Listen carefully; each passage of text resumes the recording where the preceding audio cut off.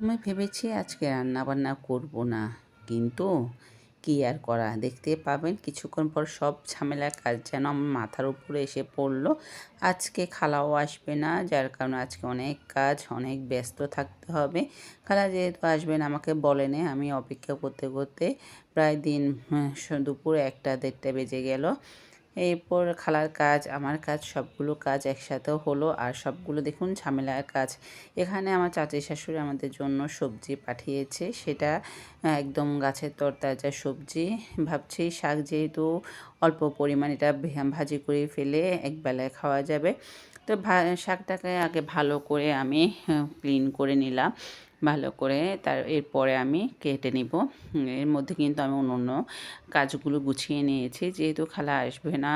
আর ভাবছি আজকে রান্না বান্না করব না, কিন্তু আজকে আরও বেশি রান্না বান্না করতে হবে। হ্যাঁ, আমি একটু বাড়িয়ে রান্না করলে পরের দিন যেন কোনো একটা সবজি দিয়ে রান্না করে অ্যাডজাস্ট করে খাওয়া যায়।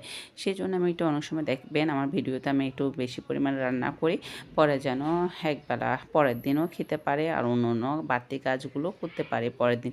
সেজন্য একটু চিন্তা ভাবনা করে রান্না বান্না করতে হয়, পরের দিন যেন খেতে পারে এবং অন্য কাজ যেগুলো আমার করতে হয় সেটা যেন আমি করতে পারি।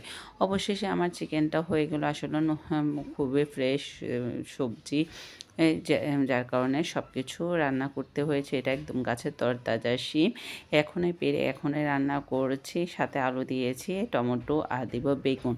শুটকি দিয়ে এরকম তরকারি কার কার পছন্দ অবশ্যই কমেন্টে জানাবেন, আমারও খুবই পছন্দ।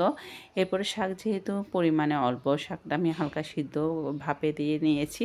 এরপরে শাকটা দিয়ে দিব। বাচ্চারা যেহেতু শাক খাবে না, একটু আমি শুকনা মরিচ দিয়েছি ঝাল ঝাল করে।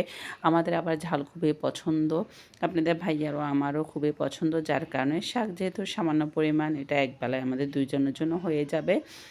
যাই হোক, শাকটা আমার ভাজি হয়ে গেল, রান্না এক এক করে সব শেষ করে ফেললাম। এখানে কিন্তু আমি মাছও রান্না করেছিলাম, এটা সাগরের পাঙ্গাস মাছ, এটা খুবই মজা হয়েছিল, যেহেতু মাছটা ফ্রেশ ছিল। আর একবেলার জন্যই রান্না করেছি মাছটা, আর এখানে শাকটাও একবেলা হয়ে যাবে। একটু আজকে বলেছিলাম না আজকে রান্নাবান্না না করবো না, ভেবেছিলাম আরও বেশি করে করতে হলো। যাই হোক, চিকেনটা একটু বাড়িয়ে রান্না করছি যেন পরের দিনও হয়ে যায়। একটু সবজিও বাড়িয়ে রান্না করছি, যেহেতু গাছের তরতাজা সবজি, সেজন্য শিম দিয়ে, আলু দিয়ে, বেগুন দিয়ে, শুটকি দিয়ে, টমেটো দিয়ে রান্না করছি, এটা খুবই আমার ভালো লাগে। যাই হোক, আজকের মতন এখানেই বিদায়। সবাই ভালো থাকবেন, সুস্থ থাকবেন, আমাদের জন্য দোয়া করবেন। আসসালামু আলাইকুম।